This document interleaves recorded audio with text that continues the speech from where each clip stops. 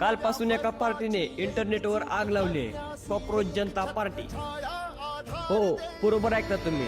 देशाच्या सर्वात मोठ्या कोर्टाने आपल्या जनतेला कॉक्रोच म्हटलं आहे. याच्यावर आवाज उठवणारे आपले अभिजित चिपके काय म्हणतात ते पाहू. तर मला सांगा, ही कॉक्रोच जनता पार्टी ही नेमकी भानगड काय आहे? तर झालं असं की मी जे आपले चीफ जस्टिस ऑफ इंडिया आहेत त्यांनी जे कमेंट केलं देशातल्या युवाबद्दल ते मी ट्विटरवर वाचलं.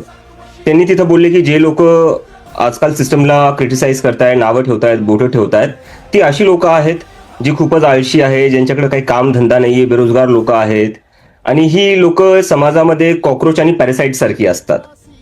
तर ते वाचून मी थोडं आश्चर्यचकित झालो. म्हणलं चीफ जस्टिस ऑफ इंडिया, संविधानामध्ये जी आपल्याला फंडामेंटल राईट दिलेली आहे फ्रीडम ऑफ स्पीच, त्याची रक्षा करण्यासाठी असतात. आणि तेच चीफ जस्टिस ऑफ इंडिया जे युथ आहे आपल्या देशातला त्याला त्याची ओपिनियन ठेवण्यासाठी कॉक्रोच आणि पॅरासाइट म्हणतोय. त्यामुळे मी ट्विटरवर माझ्या पर्सनल हँडलवर लिहिलं, what if all cockroaches come together. जर सगळेच कॉक्रोच सोबत आले तर मग काय होईल.